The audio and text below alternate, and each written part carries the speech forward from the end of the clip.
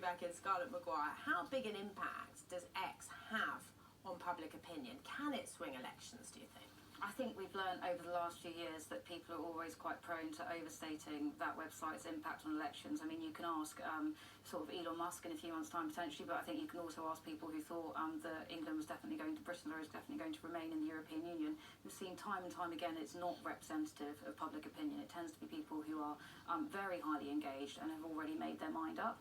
I do think it's interesting that we're getting this Elon Musk, Donald Trump sort of show on Twitter tonight, because actually I think a lot of Republicans probably agree that getting banned from Twitter was one of the best things to happen to Trump politically. So I think it's quite interesting that he's decided to come back, that he's worried enough to come back, and we'll see how it goes. And John Ashworth, I mean, Mary, when we were talking about the riots and the trolling, as you know, we could put it, trolling of Keir Starmer by Elon Musk, do you think Keir Starmer should actually still be on that platform? Should Labour leave X at this point? Well, I mean, all Labour MPs and Conservative MPs are going to be on the platform because it's, you know, it's an important way to communicate, not really with your constituents. None of your constituents are on Twitter, but it's important for communicating to journalists and opinion formers. But I mean, this Elon Musk, I mean, he's a sort of attention-seeking sort of buffoon, isn't he? Who's sort of pig ignorant about what's going on in the UK, saying we're on the brink of civil war. And by the way, I hope you tweet that and tag him in it so he can have a go at me. I mean, it's just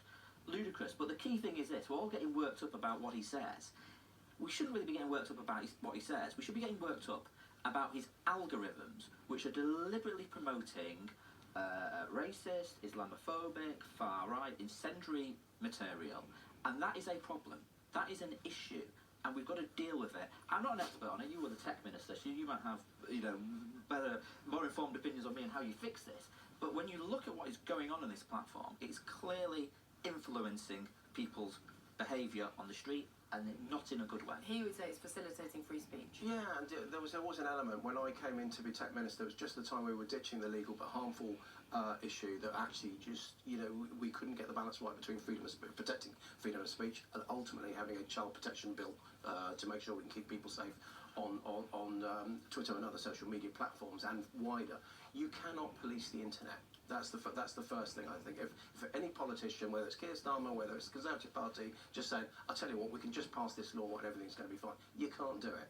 But you do have to have a sensible balance and actually realise that X is sort of, and Twitter is sort of almost past its day in some ways. It's the mass media one that we're looking at, but a lot of the agitators have moved to Telegram, to Signal, and all of these other platforms. So it's playing whack-a-mole. And Scarlett, when it comes to voting intentions for the election in November in the States, I think you've got a new poll out on that. What's it telling?